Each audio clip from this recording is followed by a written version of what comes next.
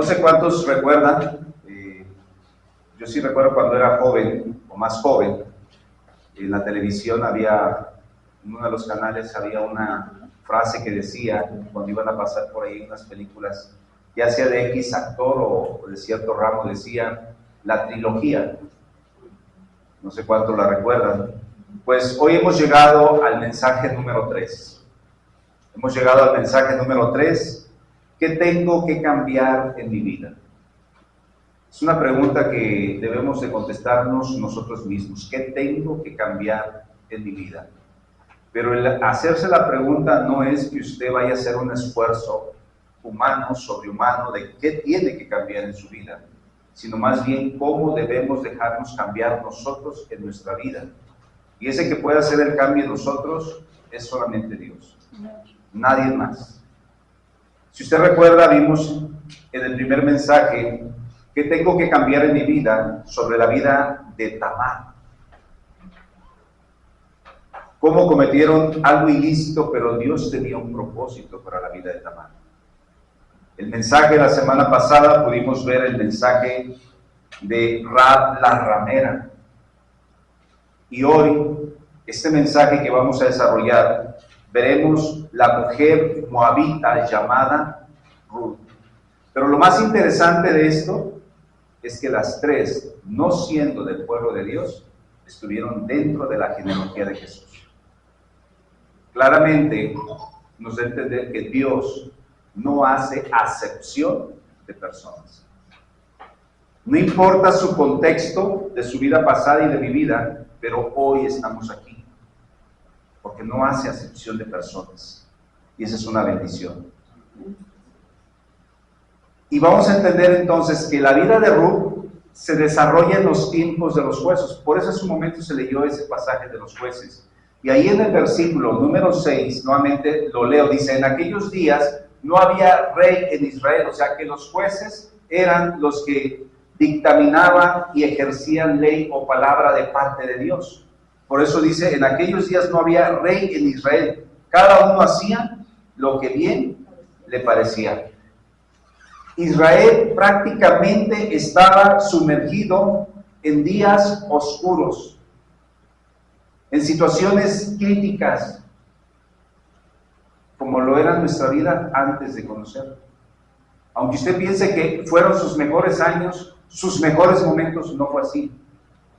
Su vida estaba prácticamente en sombras, en oscuridad. Porque nosotros hacíamos lo que creíamos que era correcto. Mas, sin embargo, para Dios esos caminos eran caminos de perdición. Vamos a mirar entonces que Ruth también tuvo que experimentar cambios de vida desde su lugar de origen. Ella no permaneció donde estaba, Salió de Moab para irse a Belén.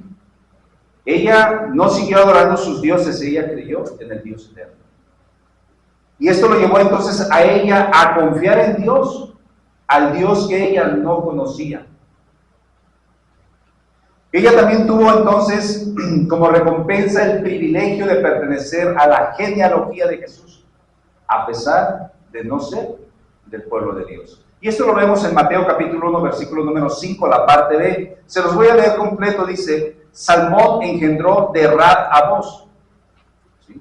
Eso estábamos viendo la semana pasada, que era la ramera, pero dice, pero Boz engendró de Ruth a Obed. Ahí viene Ruth, ¿sí? Y Obed a Isaí. Y de Isaí viene David. La genealogía de nuestro Señor Jesucristo. Ahora, en la vida de la familia de Noemí, Noemí fue la suegra de Ruth. Ella tuvo que hacer también cambios en su vida. Algunos son para nuestro bien y otros son necesarios para nuestra vida. No todos los cambios van a ser agradables ni los vamos a aceptar de una forma grata. Hay situaciones necesarias y hay otras que son para nuestra bien, pero algunas otras difíciles. Mas, sin embargo, todo es para nuestro bien. No siempre habrá entonces días color de rosa. Habrá también circunstancias que nos obligan a tener cambios en nuestra vida dados por Dios.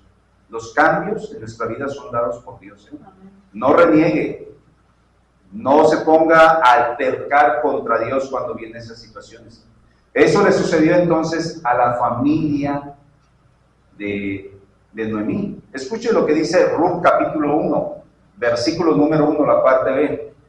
Bueno, subió a leer, dice: aconteció en los días que gobernaban los jueces que hubo hambre en la tierra. Y un varón de Belén, de Judá, fue a morar en los campos de Moab, él y su mujer y sus 2 hijos. Las circunstancias te van a llevar a hacer cambios de vida. Algunos de ellos no te van a agradar ni a ti ni a mí, pero esos cambios son necesarios. Y aquí viene la proposición de este sermón, hermanos. ¿Qué situaciones te han obligado a tener cambios en tu vida? ¿Qué situaciones? Algunos lo realizan por salud. De repente vas al médico y dicen: ya no puedes comer esto, no puedes hacer esto. Son cambios que te obligan a tenerlos forzadamente en tu vida. Otros dicen: yo me voy de este lugar porque necesito mejorar mi calidad de vida para mis hijos, para mí, y algunos emigran fuera del país, otros se van al interior del país, ¿no? Y así sucede, pero todo esto habrá diferentes causas o razones por las cuales que habrá que hacer cambios en nuestra vida. Ahora, esto aterrízalo en tu vida espiritual. ¿Qué cambios debemos de hacer en nuestra vida espiritual? Ya no hablemos en los aspectos físicos de que me tengo que mover, tengo que salir, tengo que ir a tal lugar. No. En mi vida espiritual, ¿qué cambios debo de hacer? Estos cambios que experimentó Noemí con toda su familia fue porque las cosas donde ellos estaban no estaban bien. ¿Qué es lo que estaba sucediendo? Nuevamente, Ruth capítulo 1, la parte A. Aconteció en los días que gobernaban los jueces que hubo hambre en la tierra. Esta situación obligó a Noemí y Emelec y a sus 2 hijos a salir de su lugar de origen. Entonces, las circunstancias te obligan a hacer cambios. Algunos son de bien, otros son de pensar, pero sin embargo vamos a analizar en la vida de Ruth cómo los cambios fueron de bendición para ella. El primer punto de ellos, cambios en mi vida de amistad, y vamos a mirar el por qué la palabra, ese cambio en mi vida de amistad. El comienzo entonces del libro de Ruth nos habla que en esos momentos estaban gobernando los jueces, pero eran tiempos que estaban experimentando, escúcheme bien esto, de vileza, inestabilidad y de apostasía. En la lectura que hacíamos con la hermana que estaba presidiendo en su momento, vimos que iban a formar una imagen de talla. Estaban apostatando, eso era vileza. Y esto lo vemos ahí en Jueces capítulo 21, versículo 25, que dice: en estos días no había rey en Israel, cada uno hacía lo que bien le parecía. Cuando en su vida Cristo Jesús no estaba en usted, que es ahora su rey en su vida, pero cuando no estaba, usted hacía lo que bien le parecía. Cada quien hacíamos lo que bien nos parecía, porque Cristo no era el rey de nuestra vida. Usted le decía Señor, pero Él no era el dueño de su vida tampoco. Pues esta situación estaba pasando la nación de Israel. Cada uno hacía lo que bien le parecía. Entonces la nación pasó por hambre y esto fue una calamidad que devoró a todos. Pero esos eventos que se habían vivido en Israel no eran los primeros que se estaban viviendo con ellos. En el Israel antiguo también ya había pasado esto. ¿Usted recuerda a José? José fue vendido y a veces pensamos, qué malos fueron sus hermanos al venderlo. Era el hijo menor de todos. Pero los sueños que tenía José lastimaban el orgullo de los hermanos mayores. Entonces lo vendieron a los moabitas en aquel entonces, cuando iban de camino a Egipto. Entonces José fue vendido, porque después de ello hubo hambre, ¿sí recuerdan? Y los hermanos de José salían de Canaán y iban hasta Egipto y compraban alimento. Pero recordemos también a otro personaje más, al llamado padre de la fe. Me estoy refiriendo a la vida de Abraham. Si usted va a Génesis capítulo 12, versículo número 10, dice: hubo entonces hambre en la tierra, y descendió Abraham a Egipto para morar allá, porque era grande el hambre en la tierra. Esta situación no solamente se había dado en los tiempos que eran de los jueces, tiempo atrás ya se había vivido y experimentado esta misma situación. Entonces, las hambrunas eran interpretadas como señal de desaprobación divina. O sea, lo que estaba sucediendo cuando llegaba el hambre era porque Dios no estaba aprobando lo que estaban haciendo. Y la situación de la hambruna era consecuencia del pecado. Esto es lo mismo que nos puede pasar actualmente, hermanos. Cuando yo hago las cosas mal, no espere recibir cosas favorables a su vida. Vienen las consecuencias, y las consecuencias es por la falta de nuestro pecado. Y cuando viene el pecado y golpea nuestra vida, es para hacernos reflexionar qué necesito cambiar en mi vida. ¿Qué necesito dejar de hacer en mi vida para que las cosas vayan bien? Y entonces la hambruna era una manera para llevarlos al arrepentimiento, como lo menciona en Levíticos 26, 18. Todo tiene un propósito, hermanos. Levíticos 26, 18 dice: y si aún con estas cosas no me oyereis, yo volveré a castigaros 7 veces más por vuestros pecados, y quebrantaré la soberbia de vuestro orgullo, y haré vuestro cielo como hierro. Fíjense, haré vuestro cielo como hierro, y vuestra tierra como bronce, y vuestra fuerza se consumirá en vano, porque vuestra tierra no dará su producto, y los árboles de la tierra no darán su fruto. Fíjense la manera como lo representaba, y de otra forma esto se cumplía. Pero por causa del pecado, el cielo prácticamente se iba a comportar, mis hermanos, como lo dice aquí, como hierro, y la tierra como bronce. Materiales duros, difíciles de trabajar quizá, pero esta figura que nos maneja aquí Levíticos es empleada entonces para expresar la idea de un hambre devoradora y continua. O sea, no iba a haber prácticamente nada, pero todo esto tenía un propósito, hermanos. ¿Sí? Entonces, ahora sí, viendo el contexto del por qué Elimelech, Noemí, Kelión y Malón salieron de Belén hacia la tierra de los moabitas. Ahora, todos sabemos lo que significa Belén. Casa de pan. Y si estaban en la casa de pan, ¿por qué tuvieron que salir?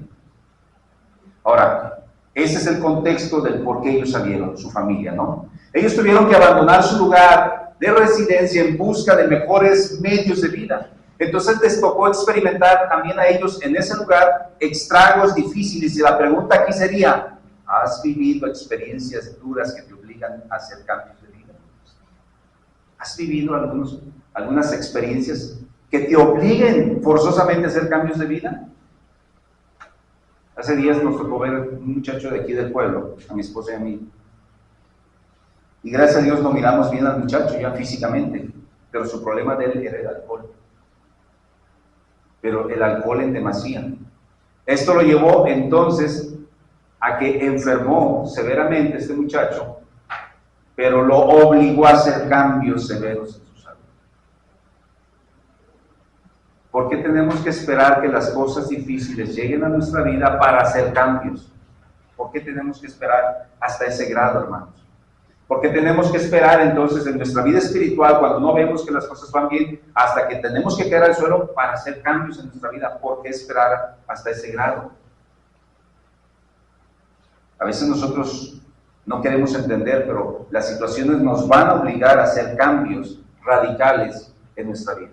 Ahora, volviendo nuevamente a Elimelech y su significado. El significado de Elimelech era: Dios es mi rey.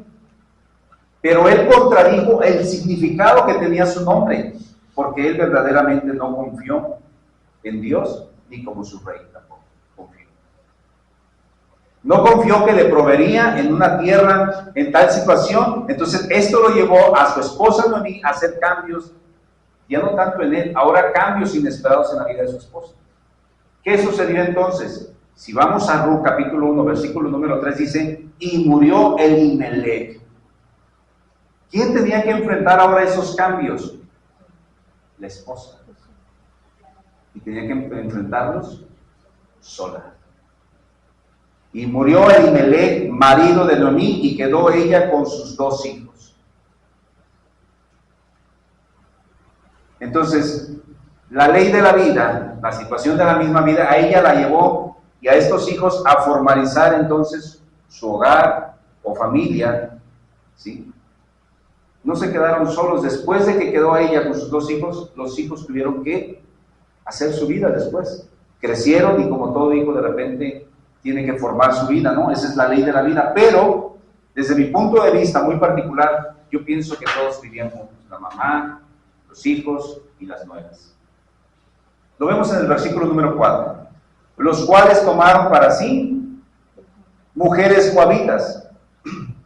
El nombre de una era Orfa y el nombre de la otra Ruth. Y habitaron allí unos 10 años. Ahora, estas relaciones matrimoniales que ellos formaron, ¿fueron bien vistas por Dios? ¿O qué nos dice la ley referente a esto? ¿Qué nos dice en Deuteronomio capítulo 7? Si leemos del versículo número 1 al número 5, pero yo solamente me voy a enfocar en el versículo número 3, donde dice esto: y no emparentarás con ellas, no darás tu hija a su hijo, ni tomarás a su hija para tu hijo. ¿Qué era esto? Era una acción reprobable. Dios no permitía que ellos se juntaran, se casaran, sobre todo se casaran con otras que no perteneciesen al pueblo de Dios. Por esa razón, vemos que esto fue un acto reprobable. Ahora, en el Nuevo Testamento, ¿qué nos dice a nosotros? Y no solamente refiriéndonos cuando queremos formar un matrimonio, sino también qué nos dice a nosotros con nuestras amistades, o con los que solemos andar o juntarnos. ¿Qué nos dice el Señor referente a esto? Segunda carta a los Corintios, capítulo 6, del versículo 14 al 18, aunque yo solamente les voy a leer el versículo 14, dice: no os unáis en yugo desigual con los incrédulos. Pero ¿qué hacen ahora nuestros hijos jóvenes? Buscan jóvenes de afuera. Y a veces nosotros como padres lo permitimos. Bueno, vemos el motivo que no era aprobado por Dios, y a nosotros nos dice ahora en el Nuevo Testamento: no os unáis con yugo desigual con los incrédulos, porque ¿qué compañerismo tiene la justicia con la injusticia? Hermanos, ¿quiénes son tus amistades? ¿Con quién pasas la mayor parte del tiempo hablando, tanto hombres como mujeres? ¿Qué compañerismo tiene la justicia con la injusticia? ¿Y qué comunión la luz con las tinieblas? ¿A poco te sientes cómodo cuando estás en un lugar y están tocando todo tipo de temas y hablando todo tipo de pláticas, y a veces con un vocabulario reprobable totalmente por el suelo? ¿Te sientes cómodo? Es una exhortación que nos está haciendo. Ahora, los matrimonios de los hijos de Noemí no eran correctos, pero es ahí donde da el comienzo de cambio de vida. Esto era necesario para la persona de Ruth. Siendo una mujer ella extranjera, Dios tomó este matrimonio prohibido y lo redimió para su gloria y para su propósito, como lo dice en Isaías 55:8. Porque mis pensamientos no son vuestros pensamientos, ni vuestros caminos mis caminos, dijo Jehová. A veces nosotros tachamos: eso que hicieron no es correcto, vas a ver cómo les va a ir. Ese es nuestro pensamiento, hablando humanamente. Pero ¿serán los pensamientos de Dios? Claramente lo dice, ¿verdad? Mis pensamientos no son vuestros pensamientos. Nuestros pensamientos son finitos, tienen un límite, un tope, pero los pensamientos de Dios son infinitos, son eternos. Así que Dios tenía un propósito para la vida de Ruth, siendo moabita, sacándola de ese lugar y trayéndola a la tierra prometida. Y no solamente introduciéndola a la tierra prometida, sino a la familia de Dios. Ahora, la experiencia que vivió Noemí Yo sé que no es fácil digerirla. Y solo aquel que ha experimentado la misma situación puede entenderlo. Y me refiero poniéndonos en sus propios zapatos. Humanamente a eso se le nombra la empatía. ¿Y qué es la empatía? Un sentimiento de identificación con algo o con alguien. Y Ruth y Noemí se identificaron. Y ahorita lo vamos a mirar en las razones del por qué. Fíjense, de las dos nueras, solo una de ellas se mostró amiga de Noemí, que era la suegra. Y no fue Orfa, fue Ruth. Incluso el significado de Ruth es amiga. Eso es lo que significa Ruth, amiga. Por eso este primer título, ¿qué cambios debo hacer? De amistad. Porque Ruth es amiga. Por ello en ningún momento ella desistió ante las palabras de su suegra Noemí. ¿Qué le decía a su suegra? Regrésate a casa, vuélvete con los tuyos. Yo no tengo más hijos. Y si tuviese hijos, si me casara hoy y tuviese hijos, tendría que pasar 20 años. ¿Esperarías 20 años más? Eran palabras quizá para desalentarla, mas sin embargo podemos ver cómo se mostró amiga Ruth de su suegra. ¿Y saben por qué? Porque para ese entonces Ruth también ya había perdido a su esposo Malón. ¿Quién va a entender más una situación sino aquel que ya ha experimentado lo mismo que tú has vivido? Y eso se llama empatía. Se pone en tus zapatos y te va a entender y te va a comprender. Por eso todo lo que le dijo Noemí a Ruth no la hizo desistir en ningún momento. Y fíjense con qué palabras responde Ruth a su suegra, mostrándole lealtad, amistad a su suegra. Ruth capítulo 1 versículo 16 dice: respondió Ruth, no me ruegues que te deje y me aparte de ti, porque donde quiera que tú fueres, iré yo, y donde quiera que vivieres, viviré. Tu pueblo será mi pueblo y tu Dios mi Dios. Yo creo que cuando escuchas a alguien hablar de esa manera, ponerse de tu lado, sientes la verdadera amistad. Sientes la empatía, sientes la comprensión, incluso sientes el mismo amor. Versículo 17. Donde tú murieres, moriré yo, y allí seré sepultada. Así me haga Jehová, y aún me añada, que solo la muerte hará separación entre nosotras dos. Y viendo Noemí que estaba tan resuelta a ir con ella, no dijo más. Mas sin embargo, ¿qué hizo Orfa? Orfa sí se fue. Ella se regresó a casa, pero Noemí, Ruth se quedó con ella. Entonces, ¿qué nos enseña a nosotros como iglesia Casa de Paz? Ser verdaderos amigos en cualquier cambio de vida que estemos viviendo o pasando. ¿Cuántos no hemos pasado la angustia? ¿Cuántos no hemos tenido paz? ¿Cuántos no hemos tenido dolor o tranquilidad a la vez?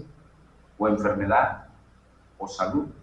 ¿O tristeza o felicidad? Pero en todo eso debemos mostrarnos amigos, sea cual sea la circunstancia, hermanos. Cualquiera que sea. Escucho lo que dice Proverbios 17:17. En todo tiempo ama al amigo y es como un hermano en tiempo de angustia. Hay amigos que se muestran más que un hermano en la carne, que están ahí para echarte la mano. El amigo fiel está presente siempre en las dificultades de otros y no está para terminar de clavarte la daga o de ponerte el pie en el cuello. No, ese no es un amigo. El amigo está presente siempre en las dificultades. Hay un himno escrito por Joseph Miletcott, escriben, y quien lo tradujo al español es Leandro Garza Mora, y su letra nos invita a llevar todas las cargas y los problemas, pero ¿en quién? En Dios, de otra manera, en oración. Y me refiero al himno, oh, qué amigo nos es Cristo. Lo hemos escuchado y lo hemos entonado muchísimas veces. Oh, qué amigo nos es Cristo. Y en la estrofa número 3, en la última frase dice, Cristo es un amigo eterno, solo en Él confío yo. Y esas mismas palabras Jesús las dice en el Evangelio de Juan, capítulo 15, versículo número 13, donde dice, nadie tiene mayor amor que este, que uno ponga su vida por sus amigos. Has puesto tu vida por un amigo. Y no me refiero en un momento crítico entre la vida y la muerte. Cuando estés ahí, cuando te necesitan, cuando necesitas ser alentado, cuando necesita una palabra que lo anime, cuando le puedas decir, vamos, se puede. Versículo 14. Vosotros sois mis amigos, si hacéis lo que yo os mando. Fíjense lo que dice nuestro Señor Jesucristo. Ustedes pueden ser mis amigos, pero si ustedes hacen lo que yo les estoy diciendo, ya no os llamaré siervos, porque el siervo no sabe lo que hace su Señor, pero os he llamado amigos, porque todas las cosas que oí de mi Padre os he dado a conocer. ¿Cómo te está considerando entonces Cristo a ti y a mí? ¿Como un siervo o como un amigo? Como un amigo. ¿Usted recuerda cuando Dios iba a destruir Sodoma y Gomorra? ¿Qué dijo Dios referente a Abraham? Le ocultaré a Abraham, a mi amigo, lo que tengo que planeado que hacer. No. Dios le contó lo que iba a hacer sobre Sodoma y Gomorra. Cuando es amo absoluto, no tiene por qué decirte voy a hacer esto, toma estas decisiones. Pero cuando te consideras su amigo, te platica los planes que Dios tiene. Amén. Y si tú eres su amigo del Señor, platícale también los anhelos de tu corazón. ¿Cómo te sientes entonces cuando alguien se muestra contigo amoroso, comprensible y se identifica en lo que estás viviendo o en lo que estás pasando? Tengo la seguridad que eso te hace sentir bien. ¿Sabe lo que dice la palabra ahí en Juan 15:12? Este es mi mandamiento, que os améis unos a otros como yo os he amado. ¿Cuándo te vas a interesar por alguien más? Cuando ames al Señor y por consecuencia aprendas a amar a tu amigo, a tu prójimo. Esto me lleva a mi segundo encabezado. Cambios en mi vida de redención. La redención de Ruth no podía darse en un lugar inapropiado. ¿Cuál era ese lugar inapropiado? La tierra de Moab. Así que fue necesario que regresaran ahora ambas, refiriéndome a Noemí y a Ruth, de su lugar de origen hacia Belén, donde Noemí era considerada como dulce. Ese era el concepto que tenían de Noemí, porque Noemí significa dulce, placentera. Eso es lo que significa Noemí. Pero su aspecto cuando ellas llegaron ya no era el mismo que cuando ella salió hace mucho tiempo atrás. Así que fíjese lo que dijeron ahí en Ruth capítulo 1 versículo 19. Anduvieron pues ellas dos hasta que llegaron a Belén. Y aconteció que habiendo entrado en Belén, toda la ciudad se conmovió por causa de ellas y decían, no es esta Noemí. O sea, se consideraron de las dos, pero cuando vieron a una de ellas en específico, la pregunta fue, ¿no es esta Noemí? Esa pregunta es como si dudasen o no creyesen que fuese ella. Quizás su aspecto se miraba demacrado, Quizá su aspecto se miraba rígido, duro, un semblante duro, donde no había felicidad, donde no podría emanar ese gozo, ese amor que lo denotaron cuando ella entró. En Ruth no, porque a Ruth ni la conocían, pero a Noemí sí. Ahora, esta situación de ella, cuando preguntaron y cuando dudaron, esto es lo mismo que le sucedió a nuestro Señor Jesucristo. La gente le vio, pero la gente no le creyó. Lo mismo le sucedió a nuestro Señor Jesucristo, y esto lo vemos en Juan capítulo 6, versículo 42. Y decían, ¿no es este Jesús el hijo de José, cuyo padre y madre nosotros conocemos? Hablando humanamente, hasta ahí estaban correctos, pero viene la pregunta, ¿cómo pues dice este, del cielo he descendido? La cuestión humana identificaban sus padres, María y José, perfecto. Lo que no le creían, ¿sí?, es que, ¿cómo pues dice este, del cielo he descendido? Es como decir, ¿a poco ella es Noemí?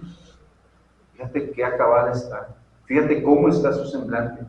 No es la misma que salió de aquí hace 10 años, 15 años, 20 años, no lo sé. A Jesús en 30 años lo miraron el hijo de José y de María. Como que ahora viene y dice que él descendió del cielo. Ahora, todo este concepto del significado de Noemí, ahora no era creído en ella, ni tampoco era perceptible en su aspecto físico, por la situación actual, donde ella no reflejaba dulzura, reflejaba todo lo contrario. Ruth capítulo 1, versículo 20 dice, y ella le respondió, no me llaméis Noemí, sino llamadme Mara, porque en gran amargura me ha puesto el Todopoderoso. Entonces, ¿qué significa Mara para las que se llaman Mara? Amargura. Eso es lo que significa amargura. Y ella les dijo, ya no me llames así, o sea, estás distante de que yo sea esa mujer dulce. Ya no soy, ahora soy amarga, por la aflicción que el Todopoderoso me ha hecho pasar. Entonces, así como Noemí, muchas personas vienen cargando su vida pasada de pecado, y no es fácil disimularlo, hermanos. No es fácil disimularlo, porque su semblante denota su amargura hasta el alma, impregnada, y nada les hace feliz. Como le sucedió a Caín. Caín, su semblante estaba decaído, y cuando el Señor le preguntó, ¿por qué está tu semblante decaído?, le preguntó a Caín. No podía ocultar Caín cómo se sentía y cómo estaba, no solamente físicamente, sino amargado del alma, por lo que iba cargado, porque se sintió que su ofrenda no había sido aceptada, pero no la hizo verdaderamente con esa devoción, con ese amor, con esa entrega. La vida de Noemí, podemos ver entonces cómo la situación la llevó a amargarse y cómo nuestro pecado en nuestra vida nos amarga y nos sentimos insatisfechos, insanos, cuando vemos que ya nada nos place. Aquellos que pecan demasiado, llega un momento en que dicen, ni eso ya me satisface, me siento tan vacío y me siento tan mal, porque traen una amargura hasta el alma, muy impregnada en su persona. Entonces todos tenemos esos momentos, ¿verdad? Momentos difíciles, pero la amargura es notable porque está impregnada en nosotros. Proverbios 27:19 dice, como en el agua el rostro corresponde al rostro, así el corazón del hombre al del hombre.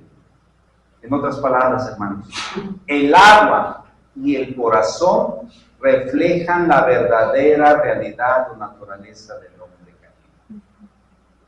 Por más que te pongas maquillaje, vas a reflejar, porque eso está dentro. El sentirte insatisfecho de la vida, la amargura está impregnada hasta los huesos. La vida entonces de Noemí y de Ruth son ejemplos hermosos de lealtad, de amistad y de entrega a Dios, aún sabiendo que Ruth era extranjera, como lo menciona en repetidas ocasiones en el libro de Ruth. Si usted lee el capítulo 1, va a encontrar que ella es la moabita extranjera. Si se va al capítulo 2, va a encontrar la misma expresión, y si se va al capítulo 4, va a encontrar lo mismo, la moabita. Y su origen, extranjero.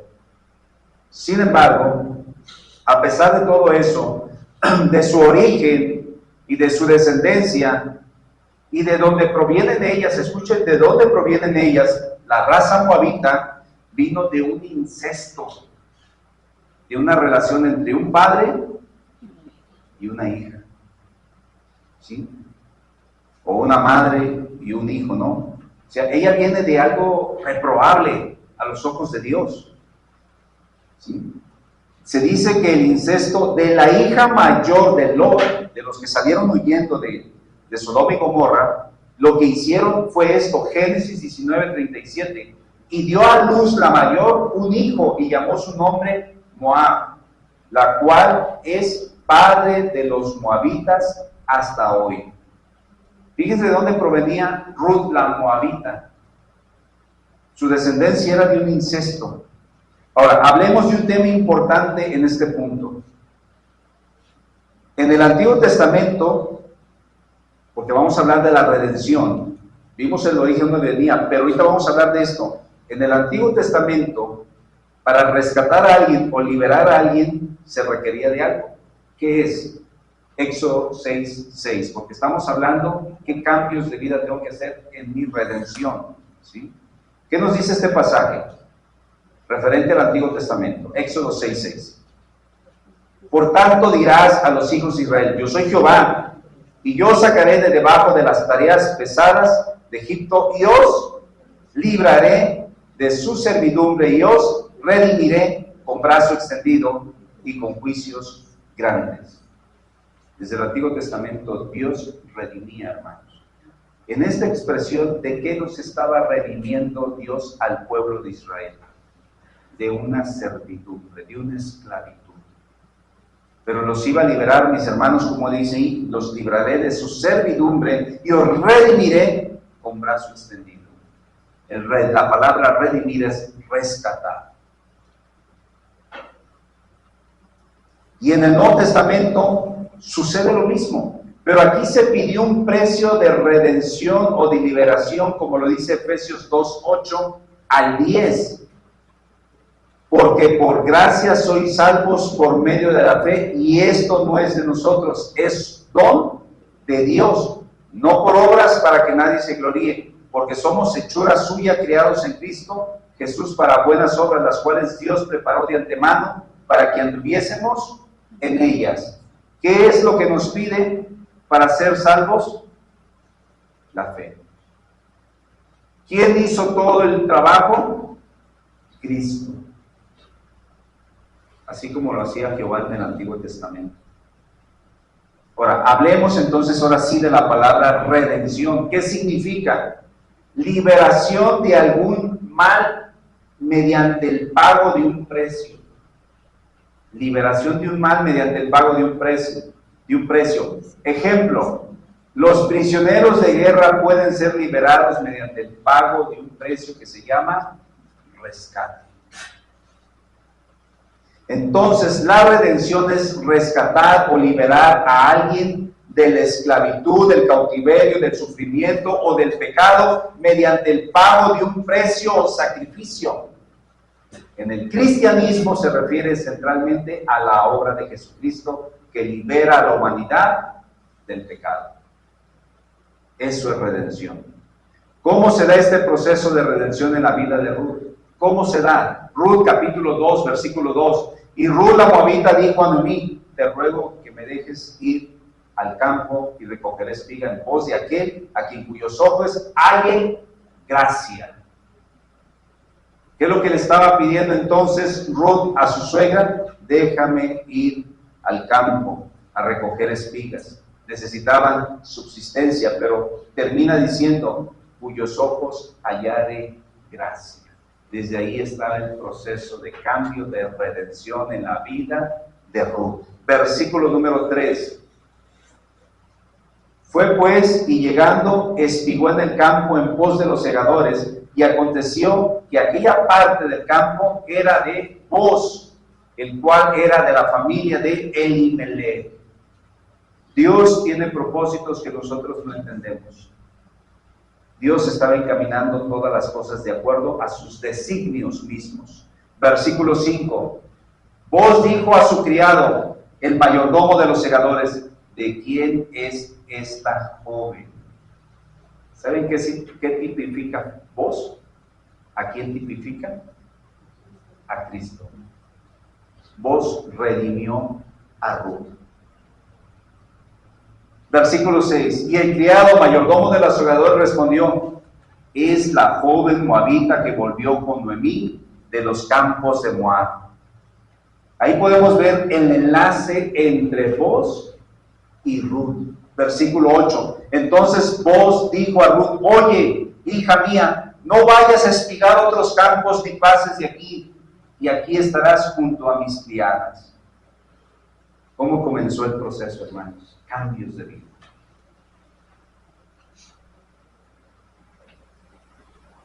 Boz reconoce el favor de Dios y por eso da esa protección a esta mujer. Versículo 10. Ella entonces, bajando su rostro, se inclinó a tierra. ¿Qué hizo ella?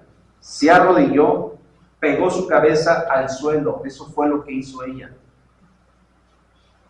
Y dijo, porque he hallado gracia en tus ojos para que me reconozcas siendo yo extranjera. Ella dijo, cuando salió, que su suegra dijo, vete a espigar a los campos, está bien, y que halles gracia ante los ojos. ¿De quién en ese momento? A lo mejor no sabían ni ellas de quién.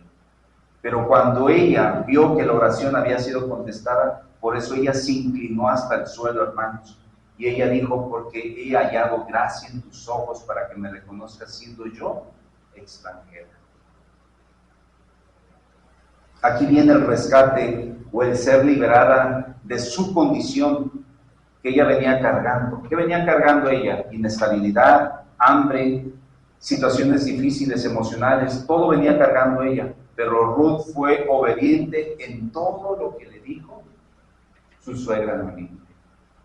Esta es una enseñanza ahorita, la relación entre suegra y nuera. Versículo número 3, Ruth 3:9. Entonces él dijo, ¿quién eres? Y ella respondió, yo soy Ruth, tu sierva. Extiende el borde de tu capa sobre tu sierva, por cuanto eres pariente cercano. Le estaba pidiendo Ruth que Elimelech extendiera el borde de su capa.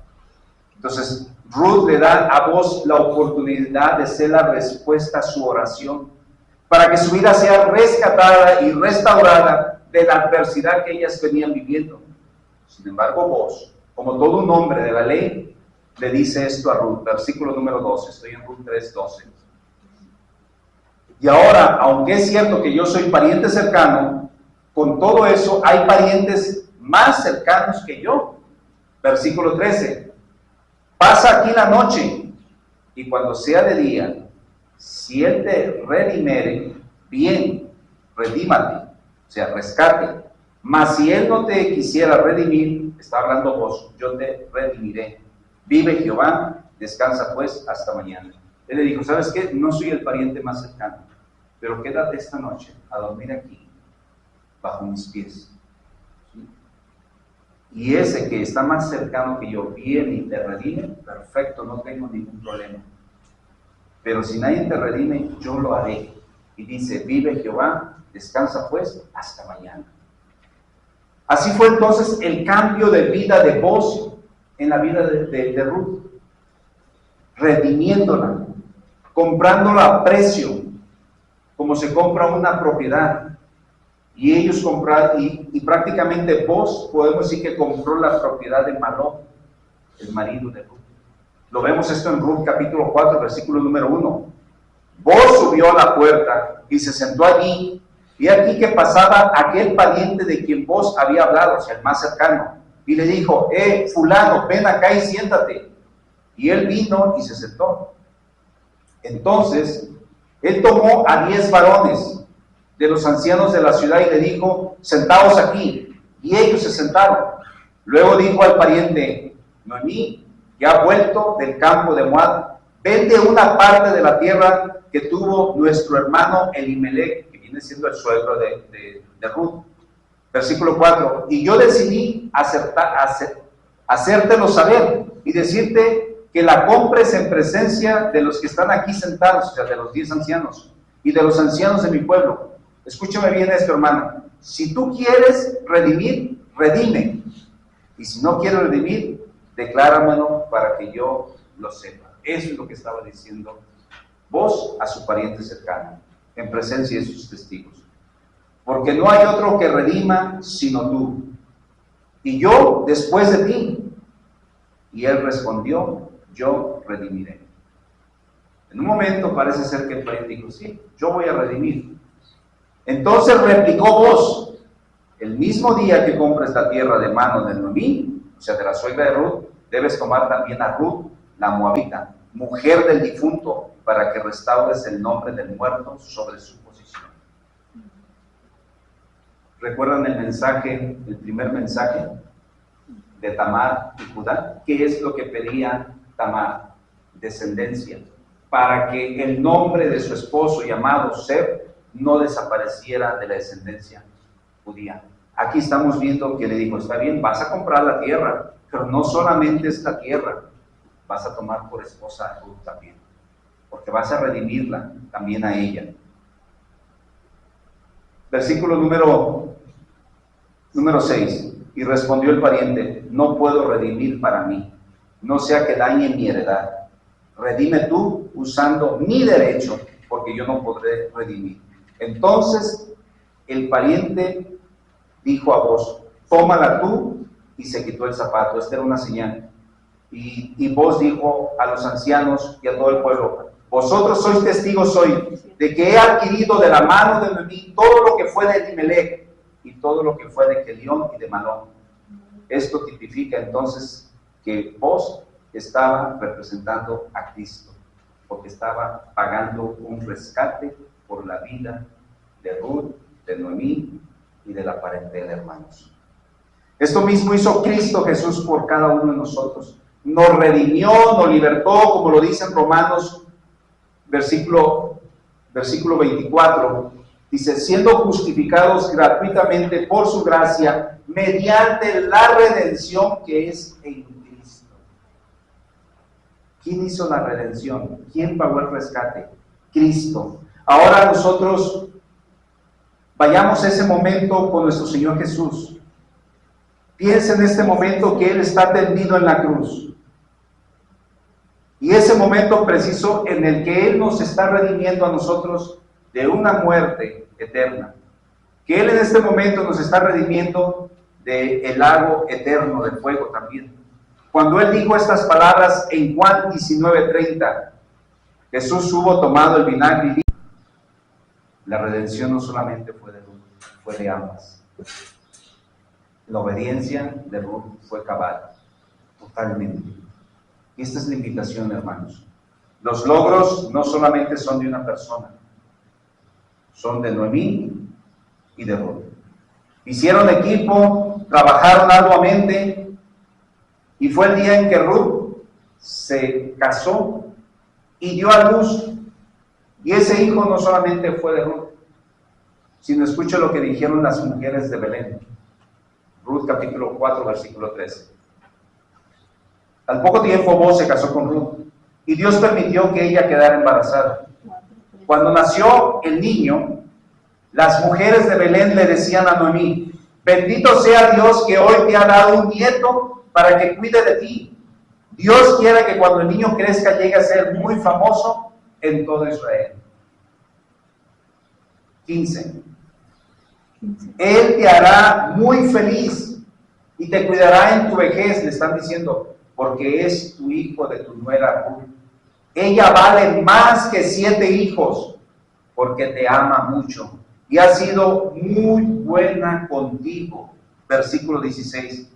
Noemí abrazó al bebé con mucho cariño y desde ese día se dedicó a cuidarlo. Las vecinas buscaron un nombre para el bebé y lo llamaron Obed. Y a todos los amigos les decían, Noemí ya tiene un hijo. Vemos, hermanos, cómo es la gracia de Dios. La manera como entró Noemí, cabizbaja, amargada, y estas mujeres lo vieron, pero ahora vieron el bien que Dios le hizo. Y así mucha gente quizá nos pudo haber visto en nuestra vida pasada que estábamos por la perdición, pero que ahora si nos ven, han visto el bien de Dios en nuestra vida. Y si han visto el bien de Dios en nuestra vida, mis hermanos, no es por nosotros, es por lo que Cristo ya pagó. Cuando dijo, consumado es. Oremos. Padre Dios, te doy gracias por tu palabra. Gracias, Dios, porque mandaste a tu Hijo Cristo Jesús como el pago justo para redimirnos de nuestro pecado. Gracias porque a través de estas enseñanzas en la Biblia podemos aplicarlas a nuestros tiempos y saber que tú sigues siendo el mismo Dios de ayer, el de hoy y el de mañana. Y así como las redimiste a ellas, nos has redimido a nosotros ahora. Porque ahora no es vos, ahora es Cristo Jesús. Gracias, porque hiciste bien en enviar a tu único Hijo a este mundo, a encarnarse, a sufrir, a padecer y cargar a cuestas todo el pecado y hacerse maldito por nosotros. Gracias porque nos has redimido. Gracias en el nombre de Jesús, Señor nuestro. Amén. Amén. Dios les siga bendiciendo.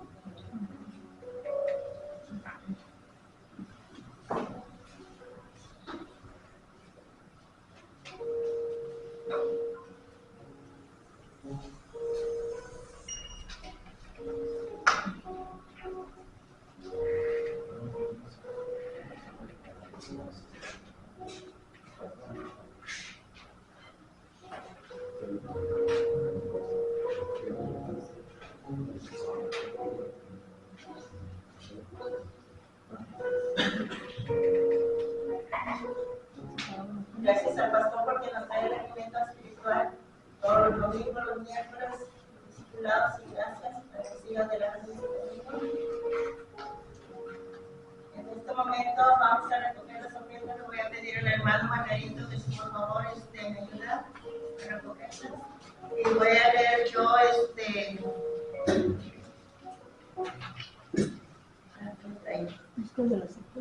Salmo, es Éxodo 35, 21 y 22, que tiene relación a las ofrendas.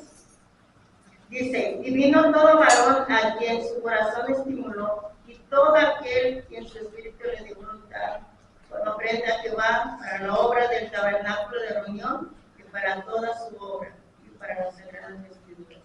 Vinieron así hombres como mujeres, todos los voluntarios del corazón, y trajeron cadenas, zarcillos, anillos y brazaletes y toda clase de joyas de oro, y todos presentaban ofrenda oro a Jehová. Amén.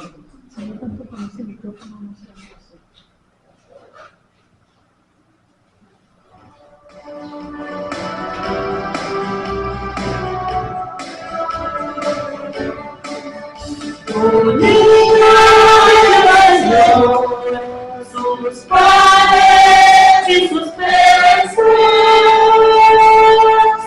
el Señor multiplicó y a multitud alimentó.